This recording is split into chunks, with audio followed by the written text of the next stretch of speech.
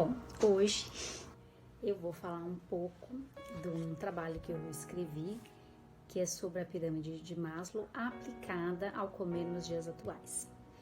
Então, eu vou contar um pouco para vocês como eu cheguei nesse contexto, tá? Desde quando eu comecei a estudar o comportamento do consumidor e me deparei então com a pirâmide de Maslow, eu fiquei pensando como essa teoria de Maslow, que ele faz uma hierarquização, né? Ou seja, ele põe em tópicos, em níveis, e ele vai subindo esses níveis conforme ele vai percebendo que os indivíduos vão seguindo fazer o seu suprimento, né? Então, primeiramente, assim, quem foi Maslow? Então, Maslow, ele foi um psicólogo norte-americano que ele estudava o comportamento das pessoas e ele começava a observar que as pessoas iam então procurando como se fossem motivações diferentes, né? Então, primeiro ele fez essa aplicabilidade com animais e depois ele foi para o modelo humano, né? Como geralmente se faz, né, nos trabalhos.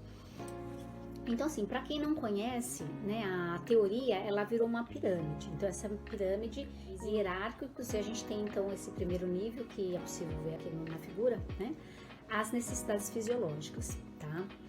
Então, depois dessas necessidades fisiológicas, a gente vai pensar que se eu consigo comer, dormir, né, tomar água, descansar, eu consigo depois, então, pensar na minha segurança. Então seria o que? Segurança, ter um trabalho, ter um salário, ter uma assistência médica, né?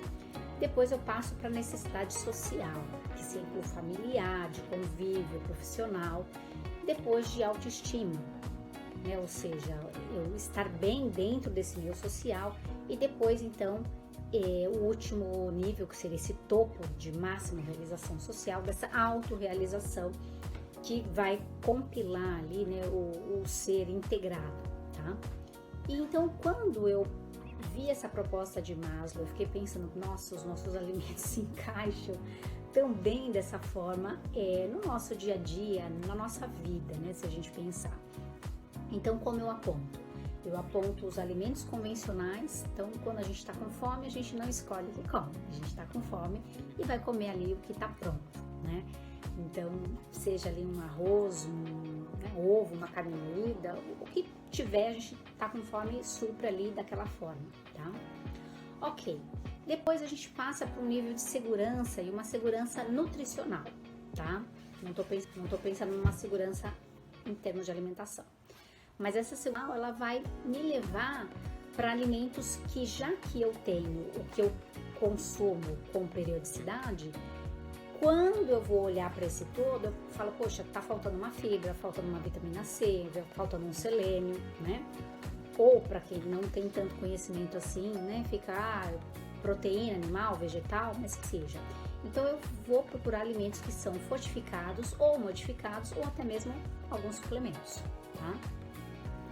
Na necessidade social, a gente vê isso muito hoje forte, a questão da sustentabilidade, né?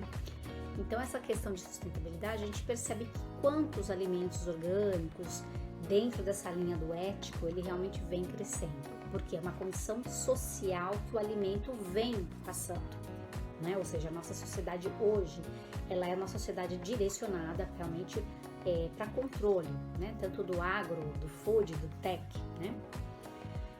E depois os alimentos indulgentes, o quanto nós precisamos dele enquanto ser humano, quando a gente vai pensar num encontro, numa festa, num momento de comemoração ou em ocasiões X, pode ser uma simples segunda-feira, né? Muitas vezes ali a gente procura por esse alimento indulgente e a gente percebe o quanto essas categorias do alimento modificado, fortificado, do alimento orgânico, de sustentabilidade e o indulgente, ele vem transicionando e muitas vezes a gente percebe que as indústrias têm tentado, indústrias, né, tentado fazer tudo isso num único alimento, né, que às vezes é possível, tá?